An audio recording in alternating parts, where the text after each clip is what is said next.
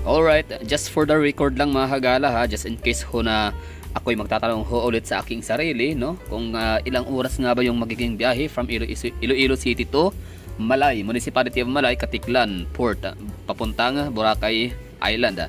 So umalis ho ako nito ng alas 4:19 ng hapon at nakarating ho tayo ng Malay Port or Katiklan, basta port papuntang Boracay ay alas 10. So ibig sabihin saktong alas 6 talaga yung ating nagiging 6 hours yung ating nagiging biyahe, no? Yung ginugol ho natin sa biyahe, kasama na yung mga stopover doon syempre.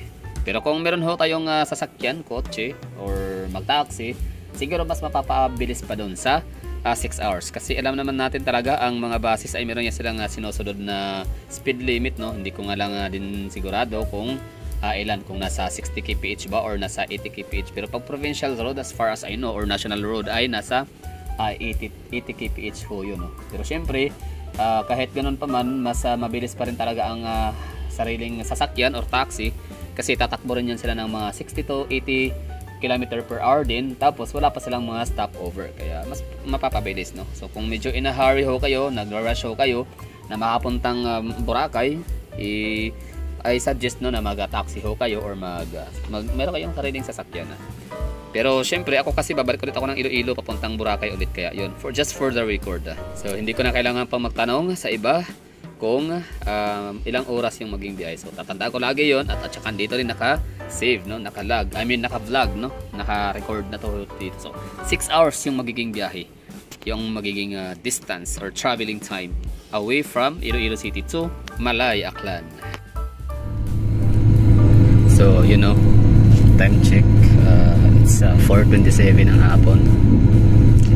So lumabas na tayo ng Iloilo City.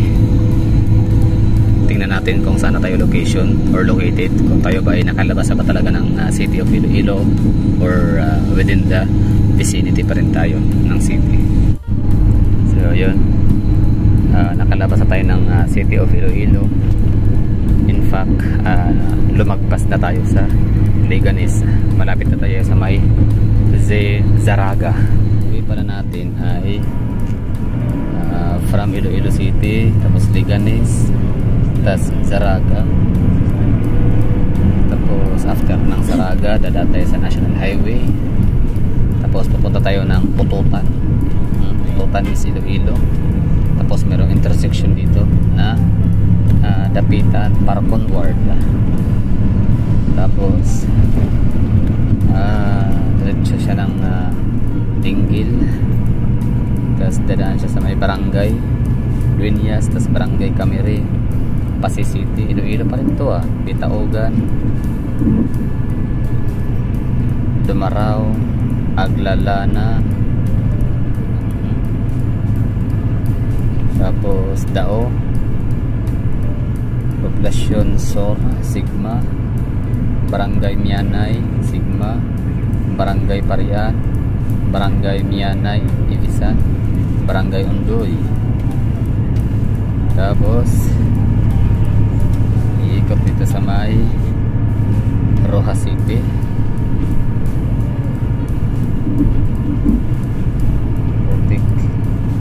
Dito pala mag Rojas City, dito pala sa Poblasyon Sor, Mambusaw. Ayun, tapos Sapian, tapos Altabas, yan, tapos Pandan Island, tapos Balete Town Plaza, tapos Aklan State University main campus, tapos Kalibo, saan merong Kalibo International Airport. Hindi ganun kadali magbiyahe, Magala, Aklan Province, City Mall Kalibo, Aranas, Carillo, Barangay Poblasyon, tapos dadaan ng Kalibo Bridge, tapos Numancia, Cockpit Arena, tapos Afga, Tanggalan, Ibahay, San Jose, Pandan, Nabas, ayun, Malay, tapos Boracay na. napakaliit lang na isla ni Boracay, consists of 2 barangays. So ang layo, I mean tingnan natin ano yung distance. Ay dumanggas tayo.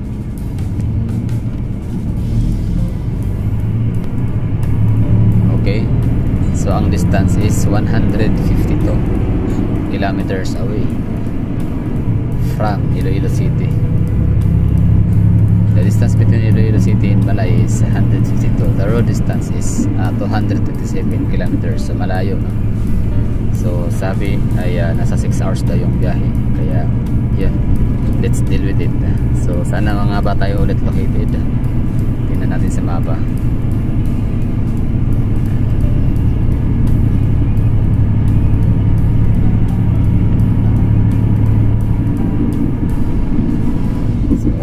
Papunta pa lang tayong Bangga Dawis Chapel.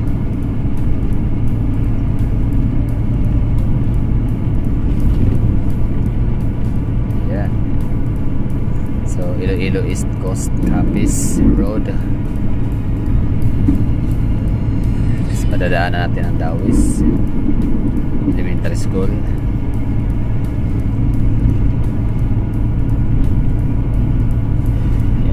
Na yun. Tapos Dawis Sentro. So dito tayo sa may Pasi. Ayun, lungsod ng Pasi.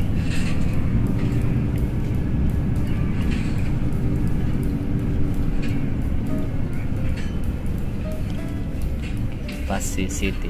Okay, naalala ko dati meron pa akong account na delivery account. So from Manila, ang dami kong mga order, no, bound for Pasay City, Iloilo. Ito pala yun, Pasay City, Iloilo. I mean Pasay City tsaka Haro, Iloilo. Yan yung aking mga nakikita dati sa address kung saan papunta yung aking mga nahawakang account. So ito pala yung kanilang highway ho rito, no, na nagkokonekta sa Iloilo City, Iloilo Province papuntang Aklan. Maganda in fairness. 4 na lanes, bali 2 kabilaan. So dito sa area ng Negros and Iloilo, parang wala yatang mga competitor ang series. So ano siya, monopolized, no, ang public transportation dito. Let me know in the comment box kung totoo ba yun, na wala silang competitor, or kung meron man naman ang company. Hindi ko alam kung aware kayong mga taga Western Visayas sa hot trending topic tungkol sa National Highway ng Eastern Visayas, which is ang Samar and Leyte, na ang kanilang National Highway doon ay lubak-lubak, no, na siyang tinatraverse ng mga Luzon to Mindanao, ay napaka-rough road. So kabaliktaran ito sa West Visayas. Alright, as of this very moment ay nasa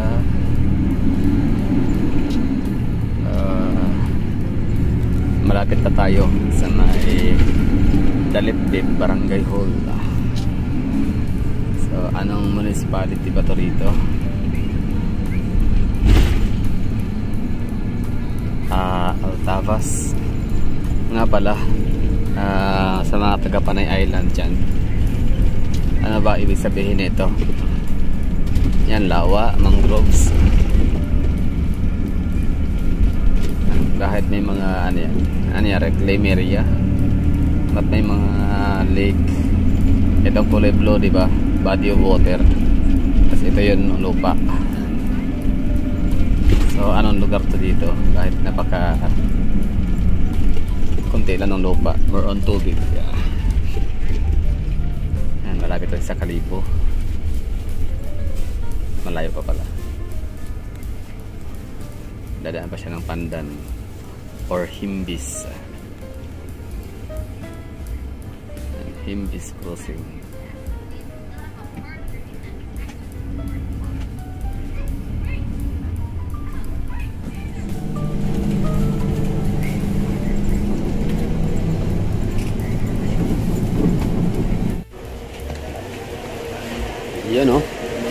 dito tayo ngayon sa anong lugar to? Sa lugar na wala ka. Cubao. Uy. May pamaynila pala rito. Bacolod. Gihulngan. Nice. Sige. Lupong yan. Konti lang naman yan. Sige. So, kalibo, no? Lansones ng kalibo. Tikman natin. Ayan, matamis yan at malaki. Talaga? Walang buto-buto? Mayroon buto talaga yan kasi hindi nitid. Kasi ang ano ko sa maliliit kasi, Wala. Kasi isang, walang buto. isang ano lang yan. Isang puno lang. Isang... Laki naman ito. Sige, larga. Okay. Magkano to? 50. 50. Sakto lang man na.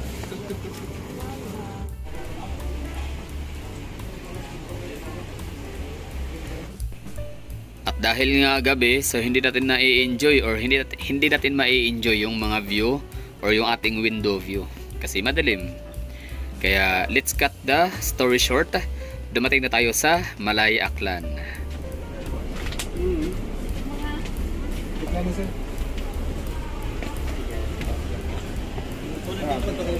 Alright, welcome from Governor Joen Miraflores. Welcome Nonong Harisco. Ba't sila yung ano? Nakalagay ba't wala ano? Boracay Mabuhay Host Association. Okay. Alright, thank you Seri Stores for taking your passenger safe and sound right here at Malay Aklan.